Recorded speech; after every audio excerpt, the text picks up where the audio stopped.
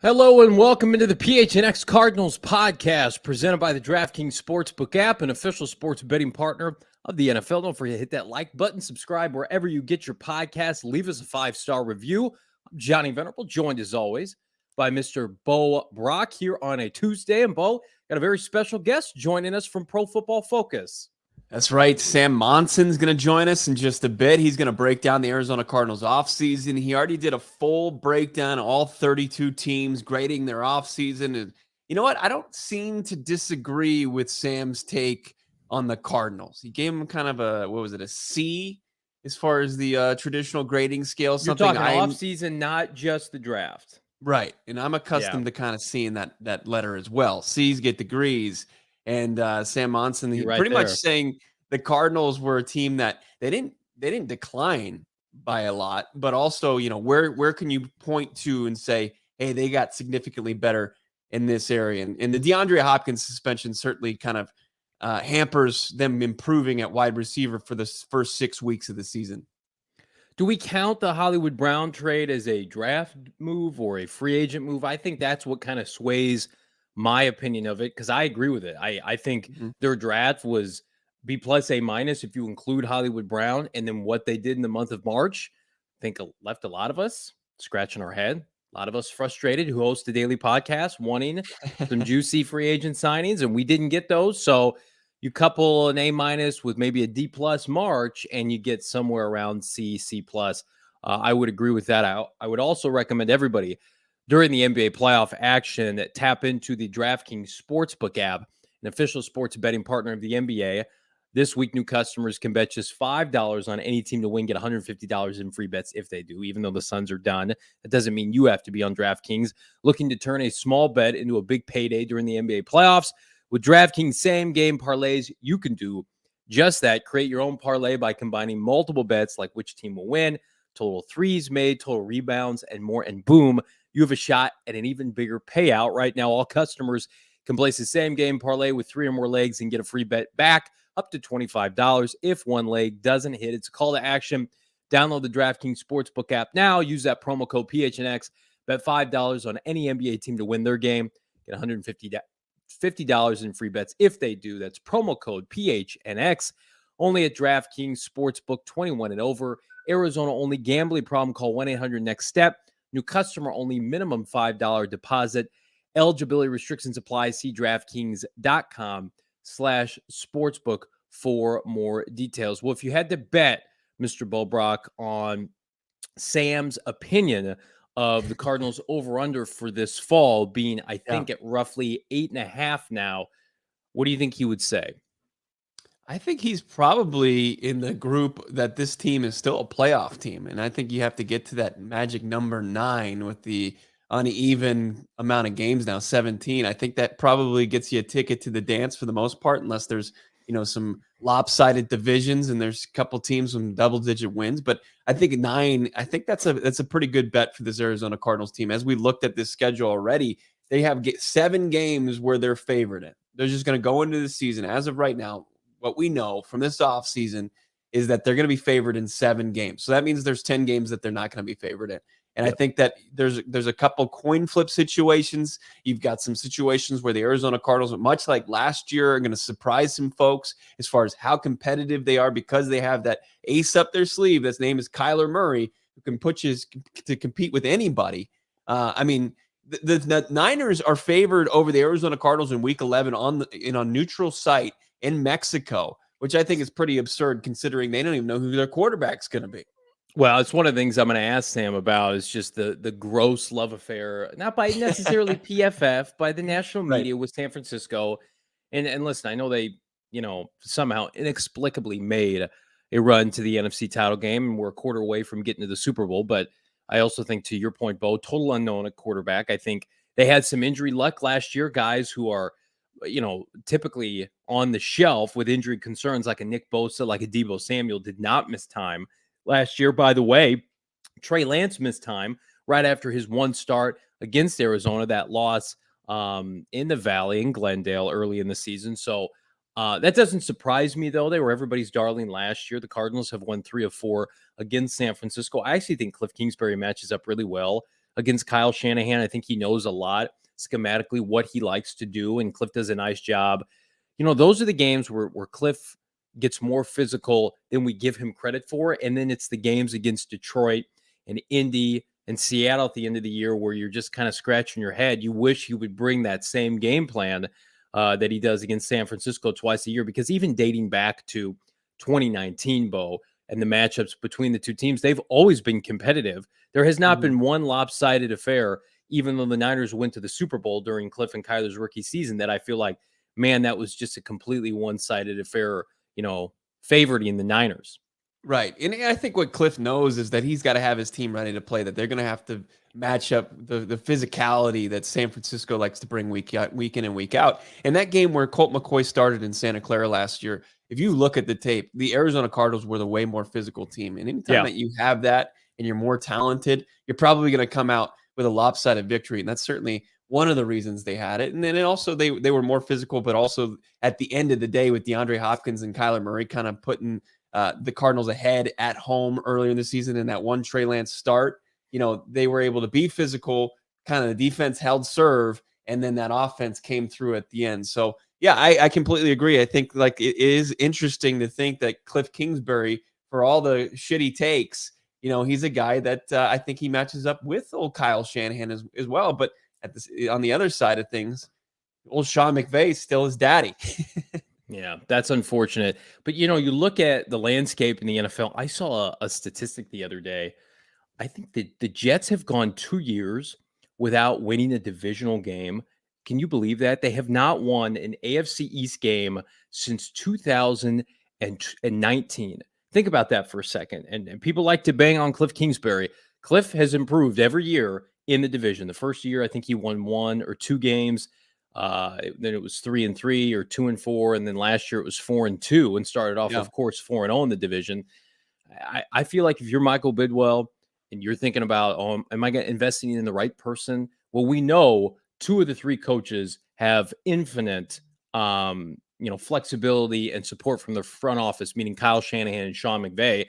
And Pete Carroll is a legend in Seattle. We feel like if they somehow are competitive this year, he'll be back. So if you could fire Cliff Kingsbury tomorrow and bring in somebody who maybe appeases the fan base or has a better winning percentage, you don't know how that person is going to do against the gauntlet of the NFC West. And they look at Cliff from a 1,000, 3,000 foot view and say, you've improved every year from a win-loss perspective, and you keep us competitive in a division outside of the LA game. And I'll admit to that. But they did win that first game in LA, and maybe Cliff takes another stride, but be anxious to see what our guest thinks about this. And speaking of our guests, we have lead NFL analyst from Pro Football Focus, Sam Monson, joining the program. Sam, how are you? Thanks for jumping on with us. Good, no problem. How are you guys?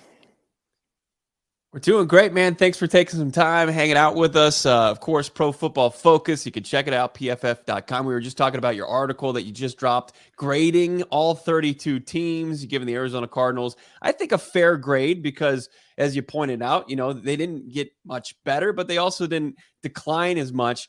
Just evaluating this offseason, and Johnny and I are already kind of talked about Hollywood Brown. How do you evaluate the addition of Hollywood Brown and him rejoining Kyler Murray, his college teammate, in the desert, and really going to be his wide receiver one for the first 6 weeks?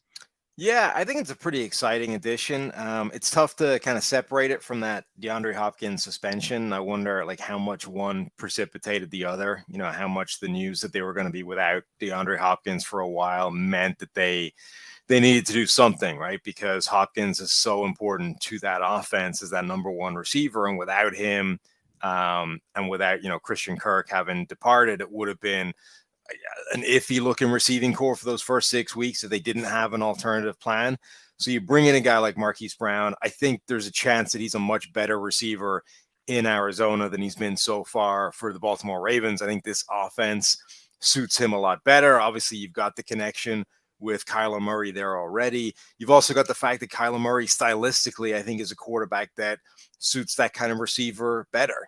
Before Murray got hurt last season, he was leading the NFL in big time throw rate and big time throws, period. Like, he pushes the ball down the field. He can target a speed receiver, a guy that can take the top off a defense. And that's why Christian Kirk was, such an attractive receiver in the offseason, because of the year that he just had within this kind of offense. So I'd be pretty excited that Marquise Brown looks like a much better player for the Cardinals than he was for the Ravens.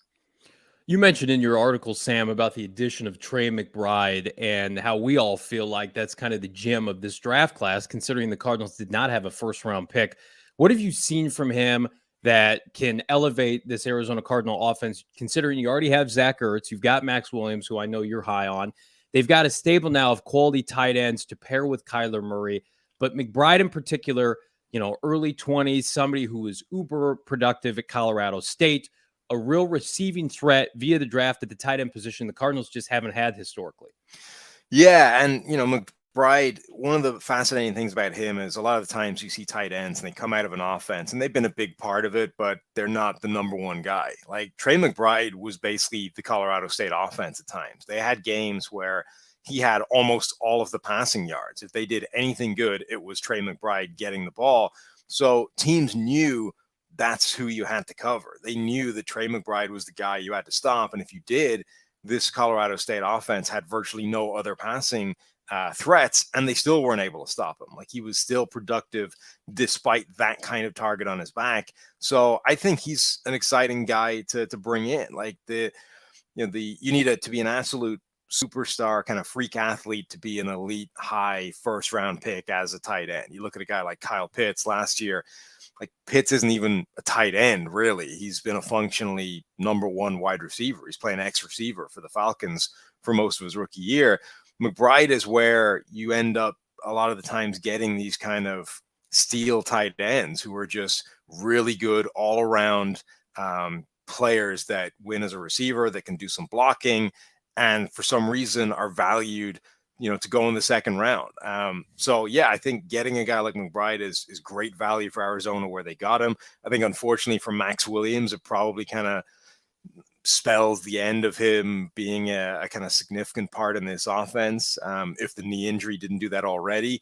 But McBride and Zach Ertz is a really intriguing and potentially potent duo at that position for them.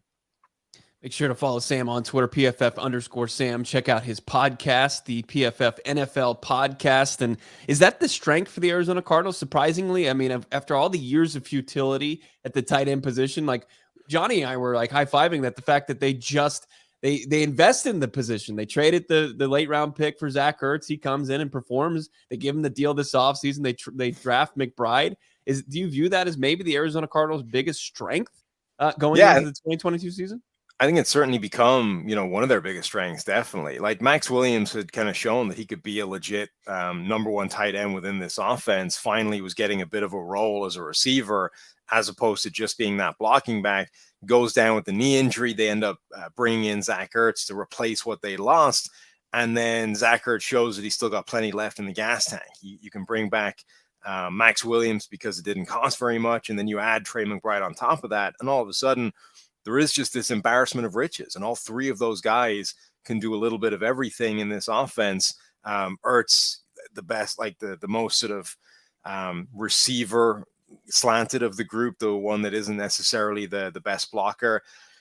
Trey McBride will probably take a little bit of time to be the NFL blocker that he can be, just because of the way that works. It's a bit of a transition these days from college to the NFL, but that's going to be three guys that can all be significant parts of this offense and do a little bit of everything. And that's valuable.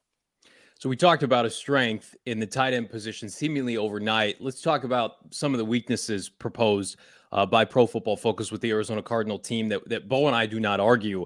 The fact that you lost Chandler Jones, and to this point, you haven't really made a significant effort in the free agent pool to replace him. Now, they took 2 developmental pass rushers in the 3rd round that we're high on, but that's, a ways away and expecting anything from them.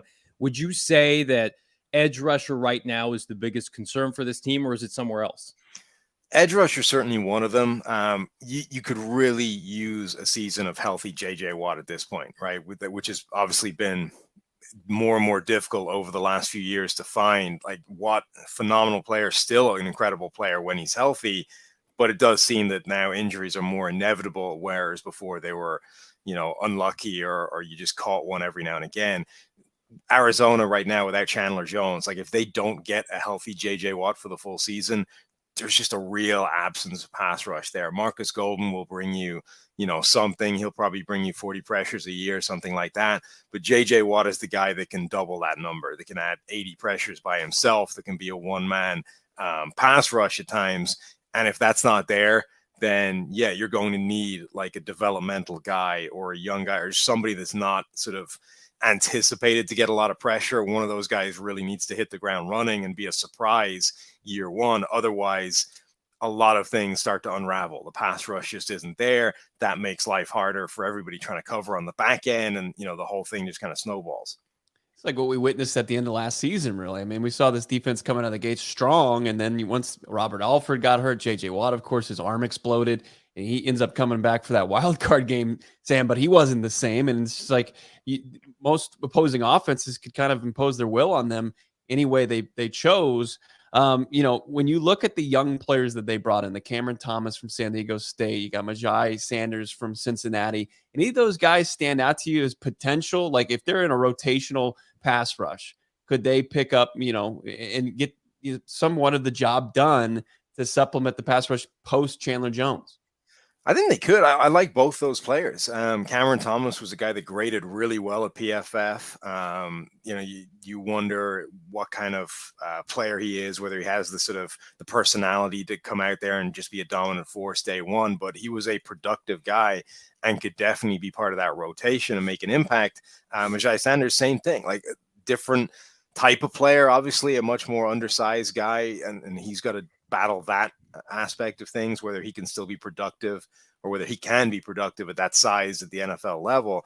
But those are two guys that you absolutely roll the dice on in mid rounds and see what they can do at the next level. There's definitely a chance that either one, if not both of them, works out, but expecting that to happen year one, I think is a bit of a stretch. Sam, winding the clocks back to 2019, one of my favorite things was post-draft. Pro Football Focus graded the 2019 Arizona Cardinal draft as the best in the NFL. Of course, a lot of that being Kyler Murray first overall. But they had 2 other picks that are ending pivotal seasons, expiring contracts, if you will, and cornerback Byron Murphy and then defensive lineman Zach Allen. You look at both of those players, and the rest of that draft class, unfortunately, did not pan out when you talk about the Andy Isabellas or the Hakeem Butlers. Between Byron Murphy and Zach Allen, is there somebody that you think could pop between those two guys and parlay that into a future deal? I think Byron Murphy has become a good player since he moved to the slot. I think he's found his role there as in the NFL. I'm not sure it was going to work out for him if he'd stayed outside full time and he was asked to be that kind of corner. But in the slot, I think he's become a good player for this team and definitely worthy of a second contract. I think Zach Allen, it's a little bit more of an uphill battle, and we haven't really seen him find his role at this level. But yeah, I think Murphy's sort of turned it around after initial struggles. You view this Arizona Cardinals team as a playoff team right now? Yeah, I think they should be. I mean, it was a playoff team last year. If you look at this on a macro level and you just kind of looked at where they were when this regime took over and what's happened each year since, they've taken a big step in the right direction every single year. It's just that it ends miserably every single time. And when you talk about it in the offseason, it never feels like that, right? We were always talking about the Cardinals and, how things are in decline, how it's going wrong and how it's not working. But if you just kind of took a step back and said, right, this is how it's ended, and this is how it's been every year, you'd say they're moving in the right direction. Now they need to figure out why it tails off at the end of every season and stop that happening, because at this point, when you expect to be a playoff team, you can't be playing your worst football at the end of the season, because then you're going to be one and done every year and you're not going to make any kind of run, and you stop taking those steps forward because there's just nowhere else to go unless you're winning games at the end of the year. But in overall terms, like, this is a good team. I think they did enough this offseason that they didn't take big steps back. And in the NFC in particular, they should be chasing a playoff spot. Sam, we'll wrap it up with this. Kyler Murray supposedly looking at a mega contract in the coming weeks, the coming months. We both feel like it's well earned, $40+ million. Folks at Pro Football Focus, you mentioned it, leads the NFL in big time throws, that being Kyler Murray. What's your take on that? Is it a mistake to go over $40 million for Kyler Murray? Is it par for the course when you want a top 5 to 7 quarterback? Yeah, I mean, Kyler Murray is the next monster contract that's coming up, right? He's going to get the next Josh Allen deal, the next whatever market-setting contract that comes up. And I think the only thing stalling it right now is just timing. Like, Arizona doesn't want to give him it now, right? They want to give him it in the future after he plays a little bit more. And Kyler Murray's camp wants the money right now. But that's the tension with these guys, that as soon as you hit on a quarterback and you get a guy that can be your future, that can be the star going forward, he's going to want that contract as fast as humanly possible. And NFL teams, you've seen how it can go either way, right? You give them the deal as early as possible. You get ahead of the curve in terms of value, like Carson Wentz. But then if it doesn't go well, if it unspools quickly, now you're stuck with this contract that you've got to try and get rid of. So we've seen the plus side of it from the team perspective of you give it to a guy like Carson Wentz or Jared Goff, and almost immediately you're regretting that contract. And we've seen the other end of it, which is you drag it on for as long as possible, and you end up in the Dak Prescott situation where eventually you probably have to give him more money than you wanted to pay him in the first place, because the value just keeps going up, right? The asking price doesn't go down unless you get a Baker Mayfield situation where all of a sudden you don't want to give him the contract at all.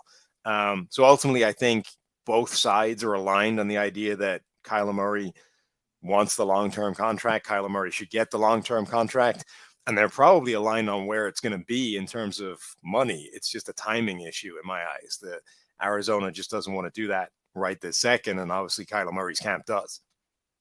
Really incredible work over at PFF.com, Sam Monson. I do have to ask you this, because anytime the Arizona Cardinals, they sign a free agent, they make a trade, we go to the site, we check out the grades. What's their PFF grade? Do you ever apply that to anything else in your life, like going to restaurants? Have you created your own PFF restaurant grading system or movie system? Or does it go anywhere beyond football? No, we're branching into other sports right now as part of PFF. Okay. But I think the moment that starts to happen in my brain is the moment where we've got to start having a conversation and go somewhere else. Well, great to catch up with you. It's the first time we had you on the show. We got to have you on the show in the future. Big thank you to you. Let's get this guy to 100,000 followers. PFF_Sam. Listen to the podcast. Watch it on YouTube. Subscribe as well. Sam Monson, thank you so much, man. Thank you, Sam. Sounds good, guys. Take it easy. Incredible stuff from Sam. I do want to mention, with all the fun events going on right now, Johnny, let's go and be as safe as possible. We're safe, guys. Yeah, absolutely. COVID-19 vaccines are for everyone 5 and older. Those 12 and older are also eligible for the booster. Visit azhealth.gov/find vaccine. Also, OG's brands, our new partner. Pumped to tell you about them. If you haven't heard about OG's, they're edibles, not a one-size-fits-all product, which is why OG's is proud to offer a wide range of products for all demographics and preferences. Their motto is flavoring life, and that's something we can all get behind. Let's get tropical. The tropical fruit flavors, they include guava, strawberry, kiwi, raspberry, orange, pina colada, and of course the orange creamsicle gummies. They're not your tropical flavor, but man, are they absolutely legit. You got to check them out. OG seeks to focus on life's moments. You want to, make a moment better? Pop in an OGs. You want to learn more about OGs? You got to do it just by going to their website, ogsbrands.com. That's OGEEZ brands.com to find OGs near you. Man, Sam was bringing the heat, bringing the hot fire. Very complimentary of the Arizona Cardinals, Mr. Bo Brock. I was surprised how adamant he was that he thought the Cardinals were a playoff team, because I don't know. You're on the Twitter streets a lot, and you listen to some of the national pundits, and it's like third in their own division, right? They're not the Rams, they're not the Niners. They lost a bunch of pieces. It was good to see him at least acknowledge what we talked about for many months, like. The NFC is down. That's why, Michael Bidwell hedges his bet with Keim and Cliff Kingsbury, because we should not take playoff bursts for granted for this franchise. No, we shouldn't. And I think especially coming off like a loss, like the Phoenix Suns suffered on Sunday night, and the Arizona Cardinals, how they went out and how their season ended. And we lose sight of how hard these pro sports leagues are. And how hard it is to make a run or how hard it is to win 11 games, or how hard it is to win 64 games. And you got to put yourself in the shoes of the other fan base, of the other team. Like, do you think that the Las Vegas Raiders are pumped that they're facing the Arizona Cardinals for their home opener week 2 of the season? I can't imagine so. When you've got the idea, you've got the threat of Kyler Murray and Hollywood Brown coming in and facing that defensive secondary I had to look this up. The Arizona Cardinals in their first 6 weeks, they might face 5 of the worst 6 cornerback rooms in the NFL. So that's if you're Hollywood Brown and you're Kyler Murray, you got to be licking your chops. Like the Chiefs, week 1, Johnny, L'Jarius Sneed and rookie Trent McDuffie. Those aren't real NFL players. You're just making names up now. Raiders, they signed Rock Ya-Sin from who wasn't good in Indianapolis. Yeah, he was okay, maybe serviceable corner, and Trayvon Mullen Jr. Rams, of course, you've got Jalen Ramsey. He's automatically going to boost your corner room. And then they brought back Troy Hill, who's 31, and he's probably out of the league in a year. Dante Jackson. That's going to be a Rondale Moore game. I'm predicting it now. Week 3 against the Rams. Rondale Moore. Let's hope game. So. Yeah. Panthers the next week, Dante Jackson and J.C. Horn, who missed his entire rookie season. Eagles have Darius Slay, who was very good for them and part of their turnaround last year. But then on the other side, they've got Avonte Maddox. No idea who that guy is. Nope. And then Seahawks, who, bless their hearts, Sidney Jones and Artie Jones. Jones. Those are some terrible corners. For as much as people want to dog on the cornerback situation for the Cardinals are at least running it back with 2 of their 3 starters from last year, guys who we feel like are ascending, with Marco Wilson and Byron Murphy. Byron Murphy, who Sam was very complimentary of. Then you got Jeff Gladney, who was a former first-round pick. Casual NFL fans will know who that is. And then who knows, man? Can we get a James Bradbury signing up in here? Make a strength even stronger. And speaking of adding to the cabinet of riches here, PHNX Cardinals tomorrow. Mr. Bo Brock, we are welcoming on for the first time, hopefully not the last time, NFL insider extraordinaire Ian Rappaport will join us live tomorrow, Wednesday at 4 p.m. Myself, Bo Brock, Damian Anderson will pick the brain of one of, if not the most plugged in man in the NFL, Bo. If you're telling yourself this is NFL slow season, you're not paying attention. The Arizona Cardinals still have not signed their franchise quarterback to an extension. We're going to get the latest on Kyler Murray. Plus, look, there's holes still at the pass rush. Melvin Ingram just signed. There's a couple names left out there, plus defensive secondary. As Johnny mentioned, could James Bradbury be a guy that could come to the desert and join this Cardinals team, plus some other potential additions for this team? Ian's got the latest insight. Give me a Bradbury, give me a Clowney, give me a PHNX lid right here from the PHNX merchandise locker. Listen, become a member at gophnx.com. 50 cents for the first month, $8.99 for the subsequent month, or you can pay just under $60 for the entire year.